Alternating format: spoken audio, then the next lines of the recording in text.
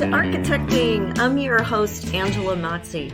You made it. This is the landing pad for raw honesty about connecting your career with your purpose. I'm going to give you the tools you need to be an unapologetic advocate for yourself and others, because if you're here, you believe that the space we surround ourselves in matters, and you're committed to project by project building a better world for all of us. If you're with me, let's get architecting. Hey, Bright Lights, it's Angela, and welcome to Architecting. I'm so glad you're here. This is really the forum, the community where we can come together as creatives who believe that we can make a difference through our work and help to encourage and support one another. As you know, creativity isn't just about the specifics of what you do. A lot of it is mindset work. A lot of it is giving yourself permission to pursue what you love and to be in your zone of genius and not to put a lid on your potential because you think it's too much, to wait to be picked or ask for permission. And I really want to help you do that better. I really want to share everything I have learned in my career, everything that I have done wrong and done right in my path to success, so that you can get there too, because the world needs us. We're here to make a difference, but we can't do that if we're hiding behind being busy. Thank you for showing up today and for taking in whatever I can offer, and I'm here to support you in every way, including my Stressless Success Academy course. You can choose whether or not this is right for you. The podcast is always here as your free resource. I've also got 3 free resources on my website. But if you want a little bit more rocket fuel there, if you want some one-on-one attention, if you want to really laser focus on and unlock what is blocking you from having success on your terms. And on your terms means we stop exhausting ourselves. We stop viewing ourselves as the one who gets it done. We stop dragging ourselves and other people across the finish line. And instead, we put in place the resources and the support we need, have the focus to do the things we love and get really good at them. That's what I want to help you do. So if this sounds like something that you would like to work on and you've been listening to the podcast and you feel like I'm your person, make sure you sign up. You can go to architectingpodcast.com. It is right there on the front page. Today is the last day that you can get 50% off. So the course is going up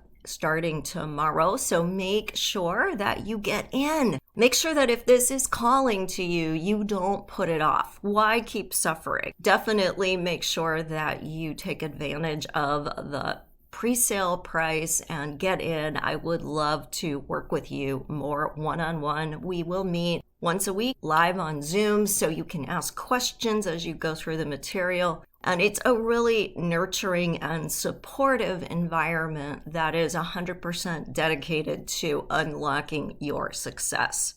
Today, since it is almost Valentine's Day, we're going to talk a little bit about relationships. And when I say relationships, I do not mean romantic relationships only, although this will work with romantic partners as well. But I'm talking about all relationships, whether they're with coworkers, clients, family members, people you associate within your life. All the relationships that you have can benefit when you pump up the quality of communication within them. What do I mean by that? Often when we communicate, we want to do one of 2 things. We either want to share the facts and drive a decision based on the facts, the logic. We want to persuade, we want to convince, or we feel something good or bad and we want to share what we're feeling so that the other person will relate to us. Those 2 things are the root motivation of most human communication. Problem is, if you noticed, both cases I started with we want, right? It's a personal thing. It's something we need that's provoking the communication. in doing that, we're making the communication all about us. Now, no way am I saying that you should not share things that are on your heart and on your mind. But when you share it from that completely you-centered point of view, it makes it harder to have empathy. And it makes it harder for the other person to truly hear and internalize what you're saying and respond. You may never convert somebody to agree with you, but if they at least can understand where you're coming from, maybe you can work through differences, or maybe you can learn enough to know that this is a relationship that is toxic in some way and that you need to move away from.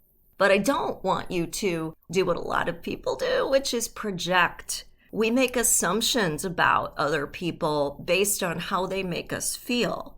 And we create a whole story about their motivations and the kind of person they are, etc., etc., etc., without ever having a real conversation with them about how they make us feel.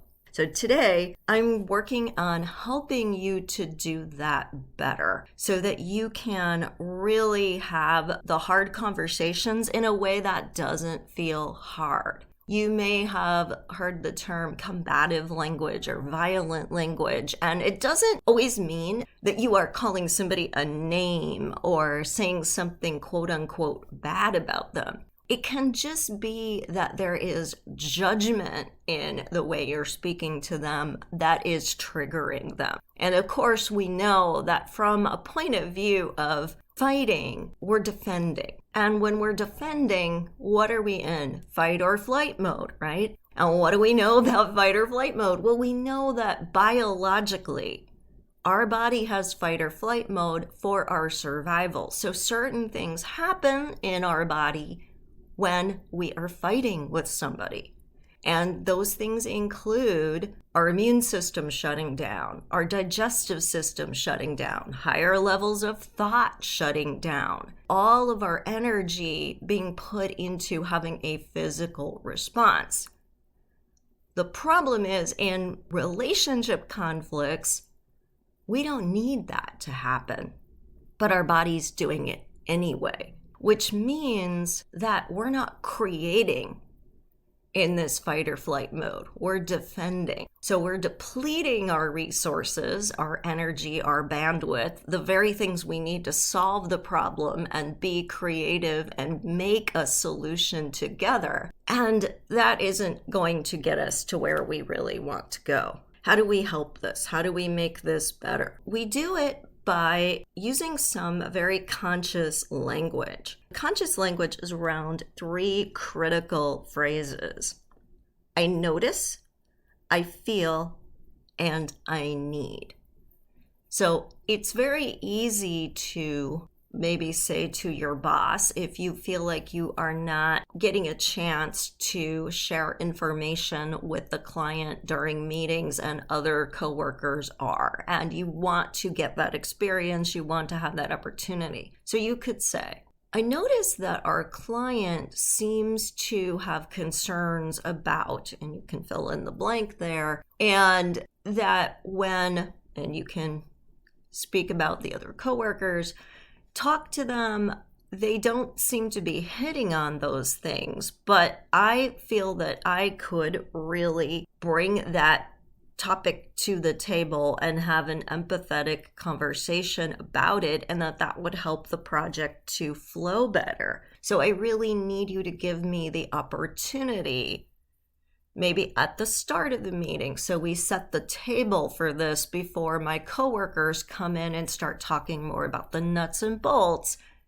to talk about the bigger concepts and the intention behind it and the why behind design, so that we don't get so in the weeds that we are forgetting about the bigger concepts of the project or the higher purpose of the project. Or you may have a coworker who you feel interrupts you, and rather than creating a story about who they are and what their motivations are and all of that, you could go up to them and you could say, I notice that you really are excited about these issues, and that when we're talking, You are so eager to get your thoughts out that you talk over other people. That makes me feel like you don't value what I have to say. So I really need you to work with me to maybe structure our meetings differently so that when somebody asks a question, we ask everyone in the group to go around and voice their opinion. So do you see how this can shift things? Because first of all, you're not simmering and stewing over what happened that you didn't like, that made you unhappy. You're nipping it in the bud. You're having that talk about it right away. But you're also not accusing the other person of doing anything to you or against you. You are acknowledging positive intent that they may have in the situation. And you're asking for what you need. This helps them to see how they can do better, how they can be better, how they can shine brighter. Because in the end, everyone wants the project to be successful. Everyone wants to be seen for what they're contributing. So when you work together, everybody can have more success and more accomplishments than when you are fighting or competing with one another. And as you can imagine, this can work with friendships, romantic relationships, and all other flavors of personal relationships. You can simply say that you notice a certain behavior, that behavior makes you feel a certain way, and that you need something else from that person. And again, keep it positive, acknowledge positive intentions. Don't assume that you know that person's motivations. Invite them to share their motivations. And often when you are vulnerable, you give them the opportunity to be vulnerable. Vulnerability is not weakness. And if you want to learn more about vulnerability, Brené Brown gives a great TED Talk on it that you can Google Brené Brown and vulnerability. And you'll see how being vulnerable is how we invite others to authentically connect with us.